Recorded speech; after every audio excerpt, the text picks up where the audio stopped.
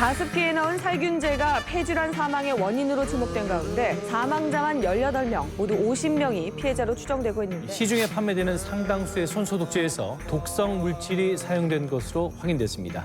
서울에 이어 부산에서도 공기 중에 떠다니는 미세 플라스틱이 확인됐습니다.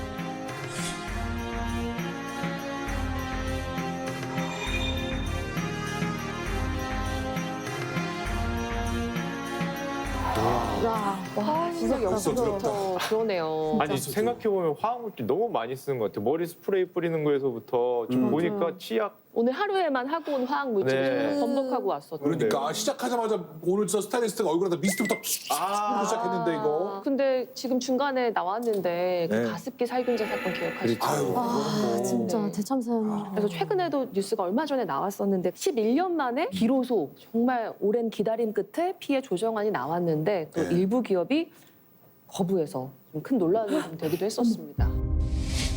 가습기에 넣은 살균제가 폐질환 사망의 원인으로 지목된 가운데 귀한 생명을 여럿 앗아간 폐질환, 그 원인으로 가습기 살균제가 지목됐는데요. 가습기 살균제 참사가 발생한 지 11년이 지났습니다. 그런데 피해 구제가 아직도 정리되지 않고 있습니다. 가습기 살균제 참사 11년 만에 마련된 피해 구제 조정안이 무산될 위기에 처했습니다. 처음에 가습기 살균제 사건이 이 방송을 통해서 보도되었을 때 제가 미국 산업안전보건연구원에 잠시 가 있었습니다. 그런데 정말 믿기지가 않았어요. 그냥 제 머리를 한 대 얻어맞은 것 같은 그런 느낌이 들었습니다. 왜냐하면 제가 공부를 해야겠다고 생각했던 게 내 아이 건강 챙기고 내 가족들 건강 챙기기 위해서 시작을 했는데 주변에 어떤 상황이 벌어지고 있는지 제가 전혀 완전히 놓치고 있었다는 사실을 그때 안 거예요. 그러다 보니까 나 지금까지 뭐 한 거지? 그랬더니 나 지금 뭐 한 거야? 그러면서 이제 한동안 제가 왜 연구를 시작했는지부터 시작해가지고 거의 정체성을 잃고는 정말 많이 심리적으로 힘든 시간을 좀 보냈었습니다. 그래서 한국에 돌아오면서부터 제가 가습기 살균제 사건과 관련된 연구들을 시작을 했습니다. 그런데 사실 그 내용이 네. 그 당시에 많이 나왔지만 사실 이해가 잘 이제 모르니까 이해가 안 가는 부분도 많이 있어가지고 쌤께서 좀 어떤 내용인지 설명을 좀 다시 한번 해주실 수 있을까요? 네, 가습기에서 뿜어져 나오는 에어로졸에 포함된 살균제로 인해서 사람들이 사망하거나 원인 모를 폐질환을 앓게 되었습니다. 이 폐질환의 원인이 가습기 살균제 때문이라는 걸 알기까지 딱 17년이 걸렸고 와. 그 사이에 약 1,000만 개의 가습기 살균제가 판매되었다고 합니다. 17년 만에 알았어요? 네. 그리고 2020년도에 사회적 참사 특별조사위원회에 따르면 가습기 살균제 사용으로 인한 건강 피해 경험자가 약 67만 명에 이르고 67. 그렇게 많아? 사망자는 약 14,000명으로 추산된다고 합니다. 그리고 지금 가습기 살균제에서 가장 많은 질환을 만들어낸 성분이 PHMGP라 해서 그 성분이 어떻게 되냐면은 원래는 러시아에서 세정제로 개발이 됐어요. 그런데 이게 우리나라에 수입이 돼서 이거를 좀 더 많은 분야에 사용을 하면 이게 잘 팔리겠다라는 생각을 가지고 우리나라에서 최초로 첨가제로 인정을 받게 됩니다. 세정제가 아니라 첨가제로. 그러면 첨가제의 특징이 뭐냐면 우리가 이제 가습기만 가지고 예를 든다면 가습기 안에 있는 물탱크에서 나오는 물 분자가 만들어낸 그 에어로졸이 물 분자와 함께 이 가습기 살균제 성분도 같이 우리 호흡기로 들어갈 수 있다는 거거든요. 그러다 보니까 가습기 살균제를 넣어서 네. 가습기를 가동을 시켰던 가족들에게서 폐섬유증이라고 하는 네. 그런 안타까운 상황이 만들어지게 되었습니다. 가습기 살균제가 이런 질병을 만든다고 좀 밝혀졌나요? 네, 제가 이 원인이 뭐지라는 것을 알고 싶어서 추적 조사를 했는데 우리가 호흡을 하게 되면 폐 안으로 공기가 들어갑니다. 그러면 외부에 있는 다양한 이물질들이 다 호흡기를 통해서 들어가거든요. 그러면 전쟁을 합니다. 적군이 쳐들어왔을 때 얘네들을 죽이는 것도 중요하지만 얘네들이 다 죽고 나면은 이 지역이 정상이 돼야 되는 거거든요. 그런데 염증 반응, 적군과 싸우는 반응은 분명히 일어나는데 그 후에 조직을 다시 재생시키는 반응에 기능 이상이 벌어져요. 그러다 보니까 계속해서 거기서는 전쟁만 일어나고 있는 거죠. 그럼 그 성분이 결국 다시 복원시키는 그거를 없애는 게 된 거예요? 맞습니다. 그 리페어 기능이 갑작스럽게 떨어지다 보니까 계속 염증 반응만 일어나고 이것을 완화시킬 수 있는 반응이 일어나지 않으니까 밸런스가 결국은 깨지는 거죠. 내 아이가 건강하게 자라기를 원해서 그 가습기를 더 깨끗하게 살균제를 써서 했는데 우리 아이가 죽기도 하고 또 호흡을 못해서 지금 침실에 계속 네. 누워있기도 하고 병실에 뭐 이런 것들을 가족들이 보면서 너무너무 안타까워 하더라고요. 그런 것들이 이제 그냥 안전하리라 생각하고 써서 그런 거잖아요. 네. 그러니까 너무 저도 안타까운 제일 것 같아요. 안타깝게 생각하는 부분이 그건데요. 그러니까 일단은 소비자들은 제품 설명서에 있는 아이에게도 안심, 99.9% 살균 그 문구만 보고 구매를 한 거거든요. 당연히 안전성 검증은 당연히 됐을 거라고 생각을 했던 거고요. 그런데 내 아이가 코트를 끼고 산소통 없이는 밖으로 나갈 수도 없는 상황을 된 거를 보면은 그 엄마 마음이 어떨지에 대해서 저도 제일 안타까운 부분이 바로 그겁니다.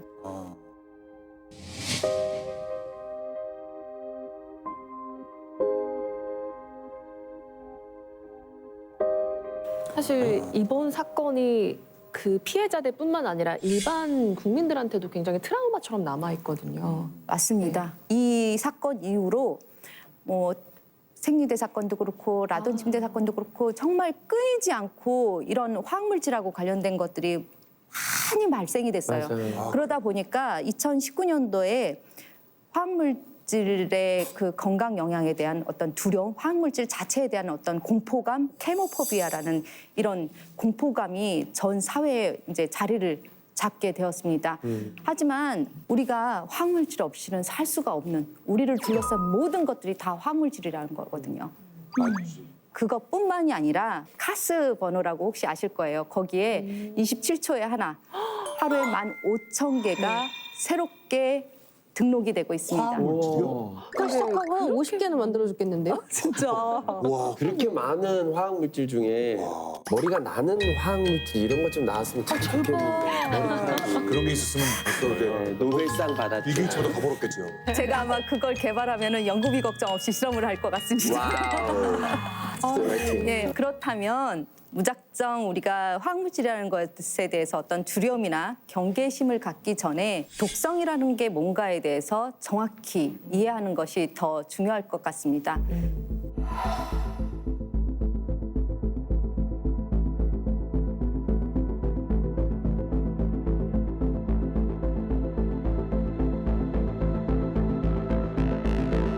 독성하면 갑자기 아마 온몸이 네. 경기가 일어나지 않으시나요? 뭐 독하면 이렇게 떠오르는 후궁들 죽이려면 독살하고 뭐 이런 거 있잖아요. 뭔가 묘하게 암투 막 이런 거하고 연결이 돼요. 독살을 독화살 쏘시려고 하고. 뭐 이런 거. 내가 늘 궁금했던 게 있어요. 네. 보고 있지 않습니까? 저거. 보고 다 죽었을 거 아니에요. 옛날에 처음에 여쭤보세요. 먹었던 전문가 오셨어요. 사람들. 네.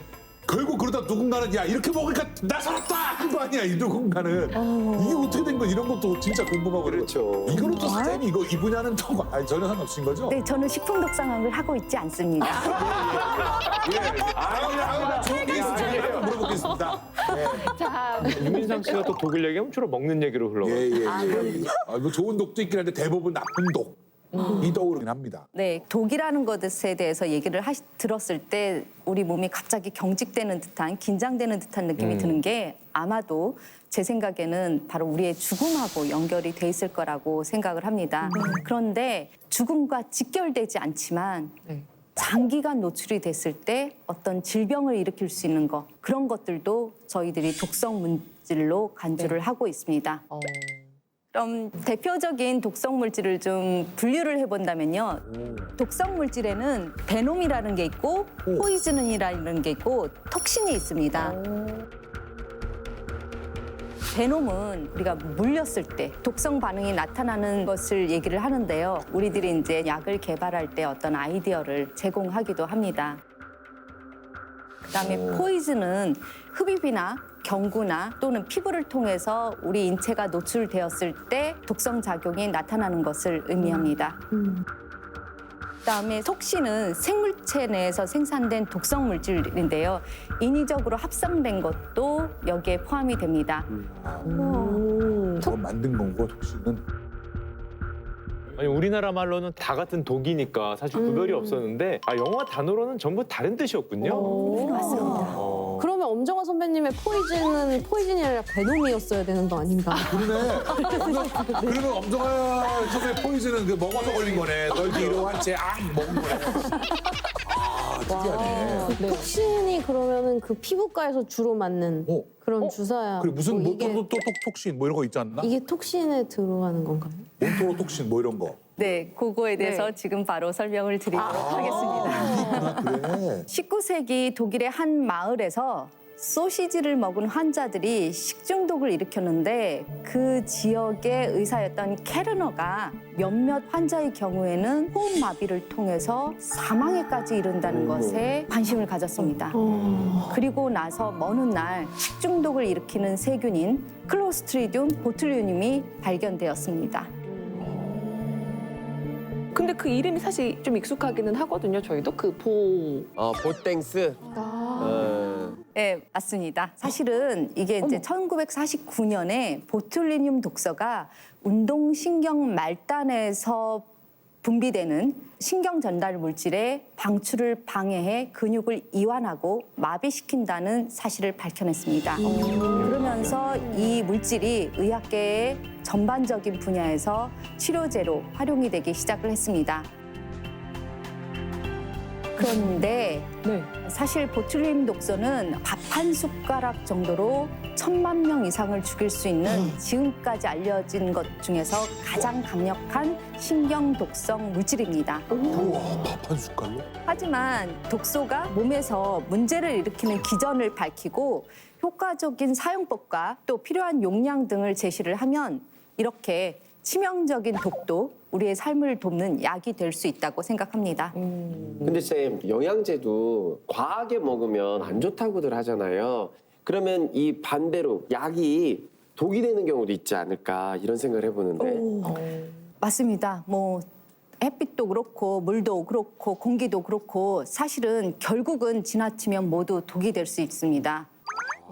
그러면 약이 독이 되는 상황의 대표적인 예 중에 하나가 아마 비타민 C가 아닐까라고 조심스럽게 생각을 해봅니다. 비타민 C? 요즘에 막 2,000, 3,000 막 이렇게 먹는데. 네, 그런데 이 비타민 C를 몸에 좋다고 해서 너무 과량으로 장기적으로 복용을 하게 되면 비타민 C가 우리 몸에서 만들어내는 대사체가 있는데 그게 수산이거든요. 이 수산이 쌓이면서 신장 결석이 생기기도 합니다.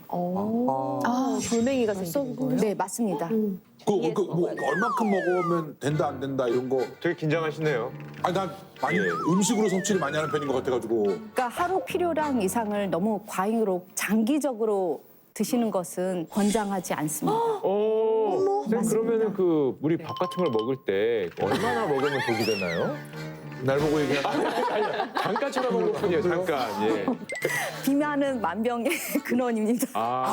알고는 있지만 쌤 입으로 직접 비만은 질병이라는 얘기를 들으니까 굉장히 가슴이 아프네요. 예. 그리고 또 예를 든다면 이제 아스피린인데요. 사실 아스피린은 위장 질환을 가지고 계신 분들이 이 아스피린을 드신 다음에 출혈이 생기는 부작용이 많이 생겼어요. 그러면서 한때는 기피약처럼 취급이 되었었습니다. 그런데 지금은 그 부작용의 기전을 이용해서 의사의 처방하에 심혈관계 질환이나 또는 심장마비를 예방하기 위한 치료제로 이용이 되고 있습니다. 아스피린이. 네, 오히려 그게 이제 아스피린의 부작용을 응용한 사례입니다. 그렇지. 저게 제일 중요한 얘기인 것 같습니다. 약은 우리끼리 대충 어서 주워드는 거로 절대 하면 안 되고 의사 선생님 말씀대로. 당연하죠. 네, 절대적으로 다. 네, 맞습니다. 근데 사실 지나쳐서 문제가 되는 건 약뿐만이 아니라 생활화학 제품에 들어있는 화학물질도 마찬가지입니다. 예를 든다면 코로나 팬데믹 이후에 그 그 없어서는 안 되는 물건이 살균 소독제인데요.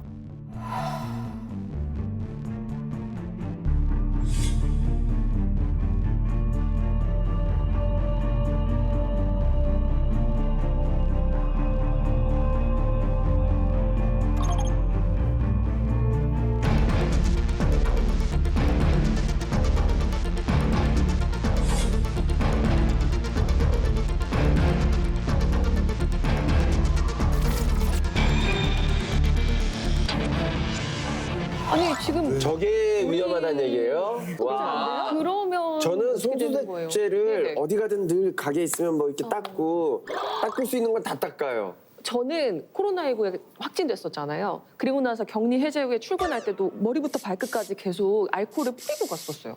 아 그래서 그렇게 술 냄새가 난 것 같았더니 아 기분 탓이었구나.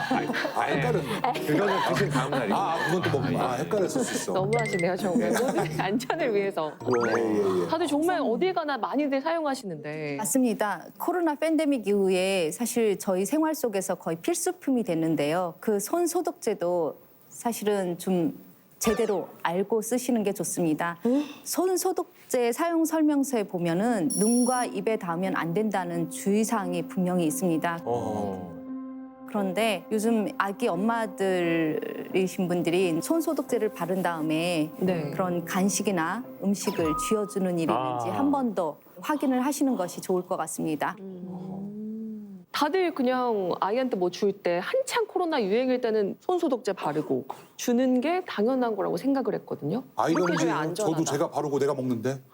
근데 여기서 한번 짚고 넘어가야 될 것이 뭐냐면 세균이나 바이러스를 이루고 있는 세포막의 성분하고 우리 몸을 이루고 있는 세포막의 성분이 구조가 같습니다. 그렇다 보니까 세균이나 바이러스를 죽이거나 증식을 억제할 수 있는 성분들은 우리 몸을 이루고 있는 세포막에도 정확하게 똑같이 반응을 할 수 있다고 생각을 하시는 것이 맞습니다. 그러면 이거 쓰면 안 되는 거예요? 아, 그건 아니고요. 저도 이렇게 왔다 갔다 하면서 물이 없는 곳이 있거든요. 그럴 때는 손 소독제를 해서 손에 붙어 있는 이런 세균이나 바이러스를 죽이는 것이 좋습니다. 그런데 물이 있는 곳으로 옮기셨을 때는 손 소독제를 사용하시고 나서라도 혹시 바로 옆 주변에 화장실이나 이런 곳이 있거든 가셔서 손을 닦아주시는 것이 훨씬 더 손도 보호하고 그다음에 세균이나 바이러스의 감염도 예방할 수 있는 가장 적절한 방법이라고 생각을 합니다. 그러면 쌤, 만약에 어쩔 수 없이 그 알코올 이렇게 했어요. 근데 제가 뭐 이렇게 집어 먹어야 돼. 그러면 이게 시간이 어느 정도 흐르면은 좀 그래도 좀 괜찮아진다거나. 문제는 뭐냐면 이 살균 소독제 성분이 내 손 위에서 얼마만큼 빠른 속도로 분해되는 건가인데 그 분해 속도가 어떤지에 대해서는 지금 검증된 결과가 없습니다. 결국은 내 손에 그대로 잔류된 상태로 존재한다는 것을 저희들이 좀 약간은 추정을 할 수 있을 것으로 생각을 합니다. 근데 이 부분에서 놓쳐서는 안 되는 부분이 뭐냐면 많이 바르면 많이 바를수록 내 손에 붙어 있는 세균이나 바이러스를 많이 죽일 수 있겠지라고 생각하시는 거는 올바른 결정이 아니십니다. 진짜요? 저는 가끔 좀 찝찝하다 그러면 세정제가 이렇게 흐를 정도로 손이 젖을 때까지 쫙 해서 뭔가 시원하게 다 죽여버렸을 것 같은 세균을 그리고 그 저는 느낌 때문에 뭐 승강기나 네. 그런 뭐 서점에 설치되어 있는 거는 또 제게 아니니까 또 막 퍼쓰거든요. 막 이렇게 바르고 그랬는데 어떡하지? 사과하세요? 여기는 왜 봐요? 저 어떡해요? 어쩐지 좀 네. 건조해지는 느낌이 있어요. 네, 그래서 그 사용 설명서에 적힌 내용을 잘 읽어보시고 한 번으로 충분하다고 그래서 이제 저희가 이게 펌프식이 있는 것들이 한 번으로 충분하거든요. 그러니까 거기에 적혀 있는 노출 용법 용량을 반드시 읽어보시고 그대로 사용하시는 것이 가장 건강하게 사시는 방법이라고 생각합니다. 쌤, 그럼 뿌리는 걸 하는 게 더 좋은가요? 제가 지금 연구자의 입장에서 가장 많이 고민되는 것이 그 분무형 제품입니다. 가습기 살균제 성분 중에 하나라고 해서 사실 DDAC라는 것을 실험을 진행을 했었는데요.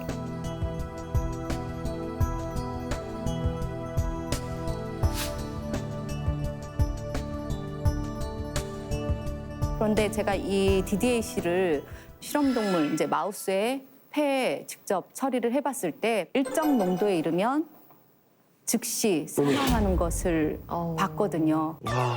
그러면은 이 DDAC가 왜 이렇게 갑작스러운 사망을 일으키지?라는 생각이 들어서 그거를 더 확인을 해봤는데 이 세포 안에 라멜라 바디라고 하는 진짜 우리 몸 안에서 가장 안정적인 구조가 있습니다. 그런데 이 DDAC가 라멜라 바디를 만들어내면서 그것이 어떤 일정 수준에 이르면 세포살을 일으키는 것으로 확인이 됐습니다. 결국은 죽은 세포들이 막 쌓이면서 폐 질환이 발생한다는 것을 확인을 했습니다. 안정적이다 그래가지고 좋은 것처럼 들렸는데 그게 아니라 안 좋은 게 안정적으로 생긴다. 맞습니다. 안정적이기 때문에 그 안정적인 구조가 분해가 될 수 없는 거죠. 분무기 소독제 안 좋다는 건 쇼킹. 아니 근데 쌤, 이렇게 시중에 일반적으로 유명한 기업들이 팔아서 나오는 제품이라면은 뭐 최소한 그 정도의 연구나 검사를 했겠지. 그 정도의 실험은 하고 나서 그래야 더 나오는 거라 우리는 믿고 사는 그래, 인지 거잖아요. 의아하다. 당연히 했을 근데 그렇지 않다면은 이거 어떻게 믿고 사요? 문제는 지금까지 이제 판매된 제품들의 대부분이 경구나 또는 한번 발라서 안전한지 여기까지만 시험을 하고 나왔습니다. 반복적으로. 네, 그러니까 지금까지 제품이 판매 승인되는 과정에서 호흡기를 통해서 안전한 그 농도에 대한 것은 필수 항목이 아니었습니다. 그러니까 우리 호흡기를 통해서 노출될 가능성이 있는 제품들의 경우에는 조금 더 그 부분에 대해서 안전성 검증을 한 후에 제품이 판매 승인되는 것이 맞다고 지금 얘기를 하고 싶습니다. 그리고 제가 분무 소독에 대해서 이렇게 막 목소리를 높이다 보니까 어느 순간에 환경부나 또 질병관리청에서도 분무 소독을 권장하지 않는다는 어떤 가이드라인이 나오더라고요. 그래서 조금은 좀 그래도 이번에는 어느 정도 역할을 했구나라고 자부심을 느끼고 있었습니다.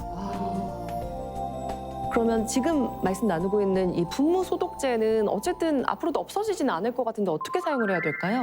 가정에서 이제 분무 제품을 사용을 하실 때는 분무하지 마시고 이렇게 손으로 걸레를 들고 그 원하는 부위에 뿌려준 다음에 이 걸레를 한번 닦아주시는 것이 정답입니다. 그리고 나셔서 환기를 해주시는 게 좋고요. 또 여유가 생기시면은 그 멸균한 걸레에 물을 적셔서 한 번 더 닦아주시면 더욱 좋을 것 같습니다. 와, 전혀 몰랐던 부분 꼭 필요한 지식 알려주셔가지고 너무 다행스러운 것 같아요. 그렇지. 그런데 저희가 또 생활 속에서 알아둬야 될 게 설마 더 있나요? 한님이 싶을 것 같아요. 네, 지금 저도 그렇고요. 오늘 여기 계신 분들이 다 화장을 하고 계신데요. 이 화장품에도 독성을 요도할 수 있는 성분이 있습니다. 맞아. 아이고야. 있어. 약간 제가 그렇게 안 보여도 은근히 민감 피부여서요. 네? 민감 피부예요. 은근히 또. 눈 밑에도 화장 이렇게 항상 여기 진하게 바르거든요. 다크서클 때문에. 그리고 눈이 좀 화끈거리는 것 같고 확실히 달라. 이게 좀 화장독 같은 거 오른다는 얘기도 있고 하니까. 그래서 지금 이 부분에서 말씀드리고 싶은 것은 화장품에 들어있는 나노물질에 관련된 이야기입니다. 화장품에? 나노 물질이요? 작은 입자 말씀하시는 건가요? 네, 맞습니다. 나노는 눈에 보이지 않을 만큼 아주 미세한 크기의 물질을 말하는데 문제는 나노 독성을 연구하고 있는 많은 연구자들이 이 나노 물질이 우리 몸에 들어가면 분명히 우리 몸에 어떤 좋지 않은 건강 영향을 나타낼 것이라고 예측을 하고 있습니다. 그러니까 좋지 않은 건강 영향을 나타내는 가장 대표적인 것이 크기입니다. 큰 게 더 나쁘거나 아닌가? 같은가? 그러니까 이게 입자가 작아진다는 것은 결국은 표면적이 커진다는 것을 의미하거든요.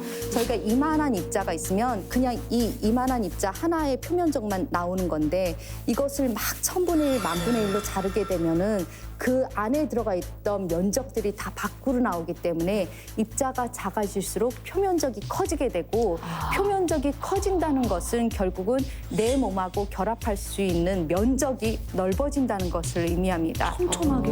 네, 그러니까 내 몸에 반응할 수 있는 면적이 커진다는 것은 결국은 어떤 독성 반응을 더 크게 강화시킬 수 있다는 것을 의미합니다.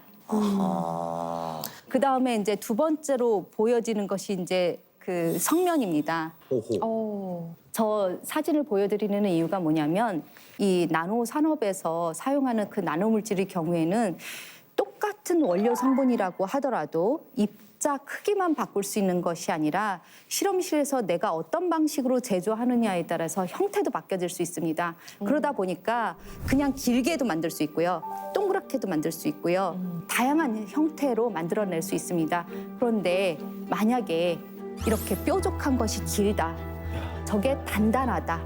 그런데 그것이 내 몸 안에 들어갔다라고 상상을 하신다면 어떤 결과가 나올 거라고 예측이 되시나요? 구멍 날 거. 구멍 나고. 박히겠죠. 맞습니다. 박히고 피가 날 수 있습니다. 그리고 그것은 이 안에서 저희들이 이렇게 뭐 손가락을 넣어서 빼줄 수도 없는 거기 때문에 제거하기 또 힘이 듭니다. 그런데 그렇다고 해서 둥근 건 괜찮을까요? 둥근데 입자가 사이즈가 100나노 이하로 작아지면은 혈관을 너무너무 자유롭게 통과할 수 있기 때문에 결국은 온몸을 순환하면서 어느 부위에든 가서 분포할 수 있는 특징을 나타낼 수 있습니다. 그런데 거기서 끝이 아니라 나노 입자가 가지고 있는 특징 중에 하나가 표면 전하를 가지고 있습니다. 표면 전하는 양전하, 음전하가 있는데요. 불행히도 우리 몸은 음전하로 이루어져 있습니다. 우리 몸의 세포막이. 그렇다면 양전하를 가지고 있는 나노 입자들의 경우에는 철가루가 자석에 가서 짝짝 달라붙듯이 그냥 내 몸에 있는 세포막을 통과를 해서 어디든지 가서 분포할 수가 있습니다. 그래서 우리가 예상치 못했던 결과 중에 하나가 뭐였었냐면은 블러드 브레인 베리어라 해가지고 BBB라고 해서 이 뇌 혈관 장벽이 있는데 여기는 절대 못 통과할 것이다라고 얘기를 했었고 그다음에 태반을 절대 통과하지 못할 것이다라고 했었어요. 그런데 나노 독성학을 연구하는 사람들이 제일 많이 놀랬던 것 중에 하나가 이 블러드 브레인 베리어도 태반도 통과할 수 있는 것으로 검증이 되었습니다. 그러면 인체 보호막을 뚫고 뇌랑 아이한테 간다는 말씀이세요? 맞습니다. 야, 이게 나노로 가니까 다 들어가는구나. 어디. 아니 그러면 그렇게 나노 물질이 위험한데 그럼 화장품에는 왜 나노 물질을 쓰는 건가요? 이제 이전에는 나노 산업이 붐을 일으키기 전에는 사실은 그 같은 성분이라도 마이크로 사이즈의 입자들을 사용을 했었습니다. 그러다 보니까 여성분들이 이제 화장을 했을 때 왠지 뜨는 듯한 느낌이 있고 따로 노는 듯한 이런 느낌들이 있었거든요. 그거를 이제 조금 더 잘 그러니까 그 작은 모공 하나하나에 이게 다 들어가서 밀착감이라든가 뭐 흡수력 이런 것들을 향상시키기 위해서 나노 기술을 쓴다는 거군요. 그 화장품 산업에 활용을 하게 된 것입니다. 오늘 착분 메이크업 하셨죠? 네, 너무 잘 먹어가지고 니나노를 외쳤는데 이게 무슨 꼴입니까? 이게 무슨 꼴이냐고. 니나노 했는데 진짜 니 나노가 들어갔다. 그러게요. 그리고 나노 독성학을 연구하는 사람들 사이에서 가장 논쟁이 심했던 것 중 하나가 선크림에 들어가 있는 성분의 유해성이었습니다. 선크림이요? 지금 선크림을 바를 계절이 왔는데 지금 쌤, 어떻게 합니까? 이건 아닌 것 같습니다. 정말. 아니 조석전 씨는 선크림 머리 위에도 바르신다며요. 저는 여기까지 도포를 하죠. 도포를. 큰일 났네. 큰일 났습니다 지금. 아니, 여자분들 다 아시겠지만 선크림 하면 뭡니까? 피부 관리에 베이스이자 진짜 핵심 중에 핵심이거든요. 맞아요. 이거 빼먹으면 큰일 난다고 배웠습니다, 진짜. 피부과 가면 선크림 하나만 잘 바르면 된다고 그럼요, 하잖아요. 그럼요. 피부과 의사분들도 그러시잖아요. 보습, 자외선 차단 두 가지만 하라고. 아니, 맞습니다. 365일 바르고 24시간 내내 바르는데 어떡합니까, 저? 말려줘. 화난 거 같은데. 지금 진심이에요. 유인님 되게 오랜만에 진심이에요. 오랜만에 열정적이다. 그러니까 선크림에는 티타늄 옥사이드 나노 입자뿐만이 아니라 징크 옥사이드라서 아연 나노 입자가 같이 들어가 있습니다. 그런데 이 중에서 티타늄 옥사이드 나노 입자의 경우에는 우리 몸 안에 들어가면 아까도 말씀드렸던 정전기적 인력에 의해서 BBB를 통과하고 태반을 통과해서 뇌세포 손상이나 생식독성을 유도할 수 있다는 결과들을 발표를 했습니다. 물론 이게 사실은 그냥 실생활에서 활용된 그 선크림을 그대로 활용한 것이 아니라 실험실 조건에서 동물 실험을 통해서 나온 결과이기 때문에 아직은 검증해야 될 절차가 많지만 2019년도에 프랑스에서 어떤 일이 있었냐면은 식품을 통해서 노출되는 티타늄 디옥사이드에 대해서도 검증을 더 해야 되는 거 아니냐 제안을 했습니다. 그래서 결론적으로는 작년 봄에 EU가 이제 더 이상은 식품 등급의 티타늄 디옥사이드도 안전하지 않다. 안전하다고 얘기할 수 없다라고 결론을 내렸습니다. 그러다 보니까 우리가 피부를 통해서 노출된 티타늄 디옥사이드의 경우에도 앞으로 장기적인 노출되었을 때, 오랫동안 저렇게 노출이 되었을 때 어떤 반응이 나올 수 있는지에 대해서 우리가 한 번 더 점검을 해야 될 필요성이 있지 않나라고 생각을 하고 있습니다.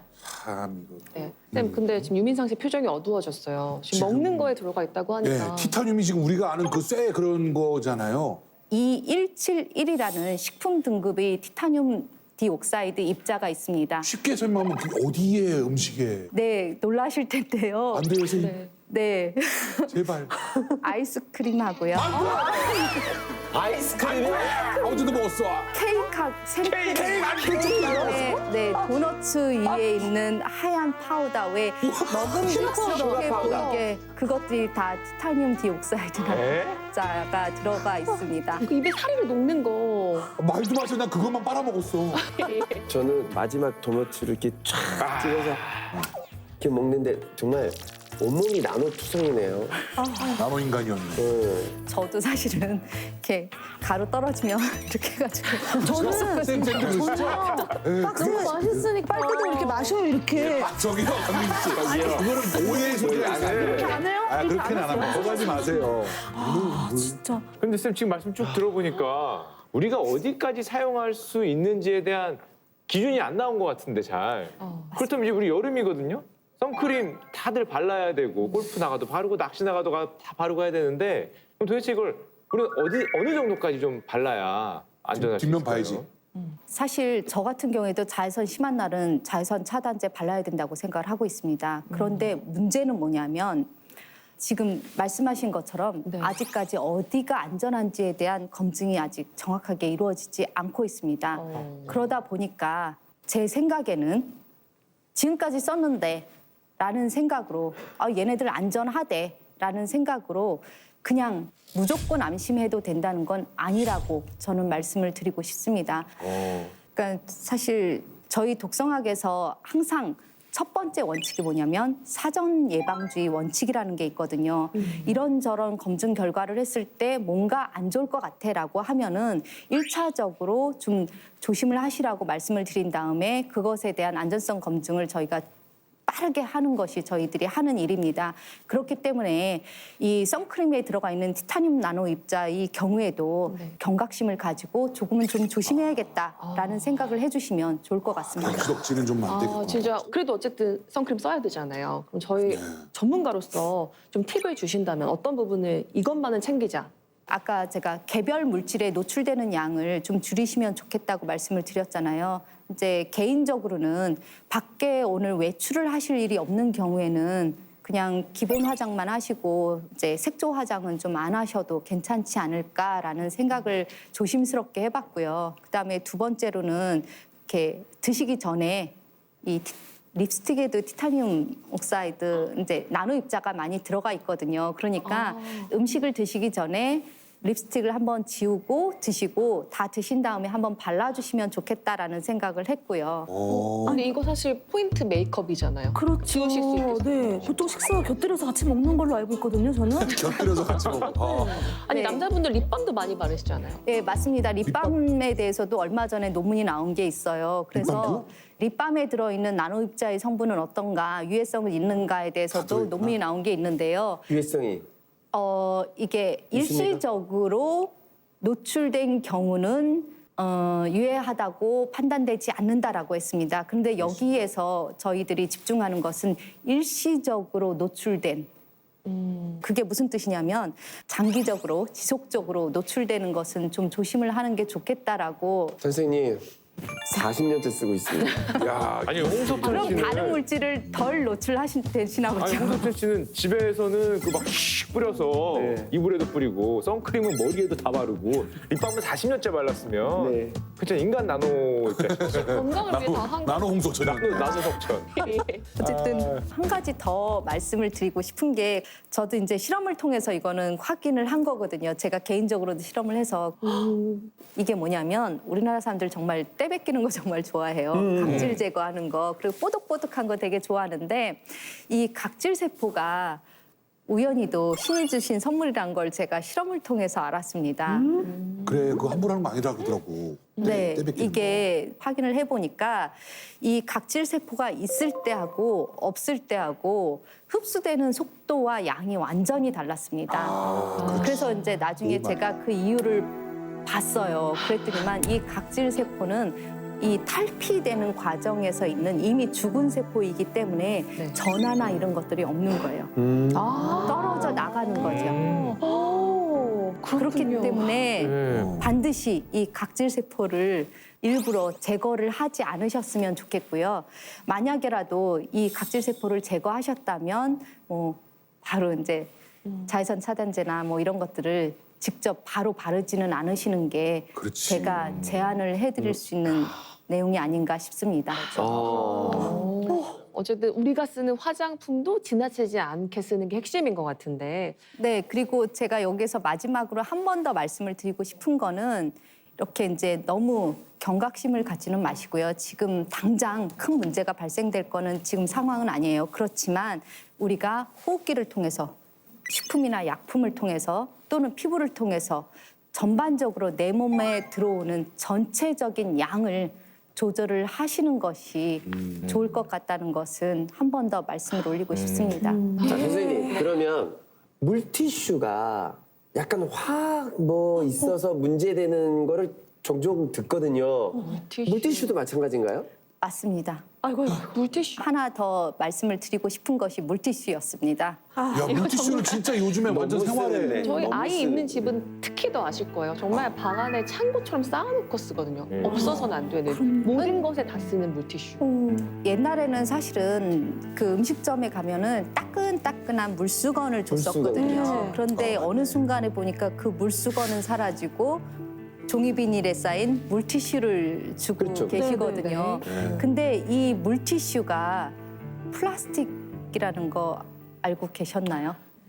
아, 그래서 화장실에 이렇게 넣으면 이게 안 된다고 그랬더라고. 막힌다고. 안 먹는다고는 하는데. 이게 종이가 아니었어요? 종이가 아니에요, 물티슈, 티슈가. 그래서 몇 년 플라스틱입니까? 뒤에 그 플라스틱 플라스틱. 규제에 걸린다고 들었어요. 맞아. 아, 진짜요? 당장은 아닌데. 그 하수가 플라스틱이야? 막히는 첫 번째 요인이 물티슈라고 얘기하시더라고. 맞습니다. 작년 2021년도 6월에 한 소비자 시민 모임이 실시한 설문조사에서 나온 결과에 따르면 응답자의 65.1%가 물티슈가 플라스틱 재질인 것을 모르고 있었다고 얘기를 했습니다. 대부분 그래. 종이나 천이라고 생각을 했네요. 천이거나 종이거나 뭐 섞거나. 맞습니다. 그래서 지금 화장실에 가면은 물티슈는 변기에 넣지 마세요라는 문구가 그때부터 앞에 안 녹거든. 붙이게 되었습니다. 그러면 100%예요, 설마? 플라스틱 100%입니까? 완전 플라스틱입니다. 플라스틱이에요? 네. 아니 플라스틱이 아니고? 플라스틱이란 말 자체를 저희가 페트병 이런 거로 생각을 해서 플라스틱이라고 생각을 하시는데요. 네. 실제로 석유화학 제품에 관련된 것들은 전부 합성 섬유 그것들이 전부 플라스틱 계열입니다. 완전히 플라스틱이었군요. 그러면 아니 워낙 그럼 자기가 이거 많이 쓰니까. 재활용할 수 있어요? 재활용 물티슈는? 아니요. 그 재활용도 안 물티슈의 경우에는 페트병처럼 이렇게 재활용도 안 되고요. 또 이거를 소각을 시키려고 하니 거기에서 이제 석유화학 제품이다 보니까 다이옥신이 또 발생이 된다고 하고 쓰레기로 버리려고 하니까 이 분해되는 시간이 한 수백 년 정도 걸린다고 되어 있고요. 그러다 보니까 그게 결국은 이것이 마모가 돼서 미세 플라스틱 다시 돌아오는구나, 우리한테. 돼서 우리에게 다시 돌아오게 되는 거죠. 아.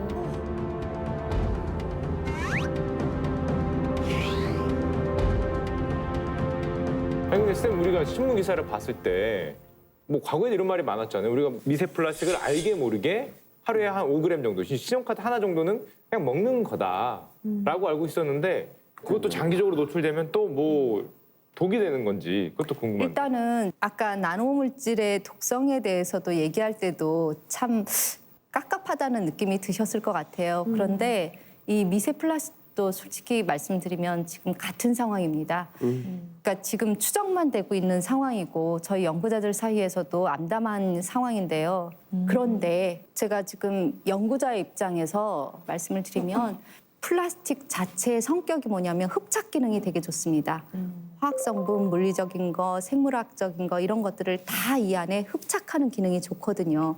그러다 보니까 이 미세 플라스틱을 우리가 먹는다는 거는 이 미세 플라스틱에 붙어 있는 생물체, 화학 성분, 물리적인 성분 이런 것들을 한꺼번에 드시는 거기 때문에 네. 좋을 거라고 예상은 되지 않는 상황입니다. 여러분들도 아마 페트병을 물을 드실 때 입 대고 먹지 말라는 얘기 많이 들으셨을 거예요. 아니 그거는 옆 사람이 들어오니까 뭐 들지 말라 그런 거지 서로. 네, 입에 먹으려고 먹는 있는 건데. 세균이나 바이러스가 입구에 바로 흡착이 될 수 있거든요. 그런데 그거를 이렇게 상온에 두게 되면 물병 입구에 붙어있는 생물체가 증식을 할 수 있기 때문에 가급적이면 이런 경우에는 저희들이 더 이상 사용하지 말라고 해요. 그러다 보니까 복합적으로 작용을 해서 독성 반응을 일으킬 것으로 저희가 예상을 하고 있습니다. 원샷으로 때려야겠네. 근데 몸에 들어오면 잘 배출도 안 된다면서요? 맞습니다. 이게 배출이 안 되는 게 또 가장 큰 문제이기도 합니다. 그래서 2020년도 8월에 애리조나 주립대학교 환경보건공학과 롤프 홀든 박사 연구팀이 기증받은 시신의 조직 샘플을 분석을 했는데요. 그 시신의 모든 기관에서 미세 플라스틱이 발견이 됐다고 합니다. 그게 무슨 뜻이냐면 초미세 플라스틱이 혈액을 타고 흘러가다가 간이나 심장이나 폐에 축적이 되게 되면 마치 성면처럼 암을 일으킬 가능성도 있으니까 조심을 하시는 게 좋겠다고 저는 생각을 하고 있습니다. 그러면 선생님 물티슈 같은 경우에는 사용을 좀 조심해야 되는 건가요? 제가 여기서 물티슈에 대해서 한 가지 더 짚고 넘어가 드릴게요. 이 물티슈가 그냥 플라스틱 계열이다라는 거에서 끝나는 것이 아니라 물티슈가 들어있는 비닐봉투에 혹시 성분을 보셨는지 그냥 사실 껍데기만 보다니까 2,500원. 그냥 노란색 색깔 컬러만 보고 이쁘다고 사는 거지. 맞아요. 두툼할수록 또 좋아요. 그럼. 무슨 향이냐. 두툼하면 좋은 거예요. 그 브레니도 그 물티슈에는 세균이 증식하지 말라고 살균 소독제가 아이고. 같이 들어가 있습니다. 종합편이군요 이제. 그 나노 기술까지 합쳐가지고 종합편이었네요. 여기가. 잠깐만요. 제가 이거를 물티슈를 이렇게 손에 이렇게 말아가지고 입도 닦는 거 보셨거든요. 입 안을. 가스크 살균제로 닦는 건데요? 이거 뭡니까 이거? 결론적으로는 음식 다 드신 다음에 물티슈로 닦게 되면은 제가 플라스틱하고 살균 소독제를 디저트로 드시는 거하고 같은 거라고 생각을 하시면 될 것 같습니다. 와 종합편이네. 아니 뭐 슈가 파우더를 찍어 먹 티타늄을 찍어 먹나 플라스틱을 먹나 근데 배고프면 집에서 CD 케이스 같은 거 부셔가지고 먹어. 별 차이 없네. 에이 모르겠다 이거나 먹자. 평상시에 먹는 건 비슷한 거 같아요. 별 차이 없다면서 이거 막 먹고 이거. 지금 말씀 들어보니까 충격적이네. 정말 우리 생활에 있는 많은 것들이 오랫동안 노출되면 다 위험한 게 많았네요. 예, 맞습니다. 저도 이제 그런 부분 때문에 계속 연구를 하고 있는데요. 이렇게 일상을 살아가면서 다양한 성분에 복합적으로 노출이 되는데 그 노출 농도가 낮기 때문에 인식을 잘 못하는 경우가 많습니다. 그러나 이렇게 다양한 성분의 복합 물질이 저농도로 장기간 노출되게 되면 결국은 제가 이제 많이 연구하고 있는 환경성 질환이라는 것을 발생시키게 됩니다. 이 환경성 질환이 특징이 뭐냐면 만성 질환이고 또 노인성 질환입니다. 그러다 보니까 초고령 사회에 환경성 질환을 가진 환자의 비율이 급격히 증가할 것으로 지금 예상이 되고 있고 우리는 분명히 무병장수를 꿈꿨는데 어느 순간에 보니까 유병장수가 됐고 그 기간이 한 17.2년 정도로 지금 계산이 되고 있습니다. 그러다 보니까 이제는 우리가 얼마나 오래 사느냐가 아니라 우리가 건강하게 오래 사는 방법에 대해서 조금은 고민해 보아야 할 때가 된 것이 아닌가라고 생각하고 있습니다. 왜 알고 쓰면 약, 모르고 쓰면 독이라는 얘기가 있는데요. 쌤이 꼭 좀 당부하고 싶은 얘기가 있다면 뭐가 있을까요? 제가 여기서 말씀을 드리고 싶은 것은 정부는 제품의 판매를 승인하기 전에 제품의 생산이나 사용이나 그리고 폐기 과정까지 고려한 안전성 검증을 확보해야 하고 기업들은 제품의 안전성 검증을 위해서 적극적으로 투자를 해야 한다고 생각을 합니다. 소비자는 기업이 제시한 제품의 효과를 믿고 지갑을 여는 것입니다. 그러므로 기업이 자사 제품을 구매하는 소비자의 건강을 고려하지 않는 것은 무책임이 아닌 배신이라고 저는 조심스럽게 생각을 하고 있습니다. 이윤이라는 글자를 뒤집으면 윤리가 됩니다. 기업들의 사회적 책임이 반드시 필요한 시대가 아닌가라고 생각을 합니다. 신뢰를 받는 기업이 장수하는 기업이 될 수 있을 거라 저는 확신하고 있습니다. 아이고. 그렇지. 쌤, 이런 질문 드려도 될지 모르겠지만 독성학자로서 목표가 있으시다면 어떤 걸까요? 이제 그런 질문을 받을 때마다 제가 많이 이제 말씀을 드리는 게 있는데요. 우리 헌법에 건강은 모든 국민이 마땅히 누려야 할 기본적인 권리라고 정의되어 있습니다. 저한테 주어진 연구할 수 있는 시간이 얼마나 될지는 모르겠지만 지금 제가 연구할 수 있는 이런 기회를 주신 분들의 권리가, 기본적인 권리가 지켜질 수 있도록 제가 할 수 있는 데까지는 계속해서 연구를 해가고 싶고요. 또 한편으로는 연구자로서 제가 가지고 있는 꿈이 있습니다. 그 꿈을 이루기 위해서 지금까지 해오던 것처럼 이 실험실을 지키는 게 저의 목표입니다.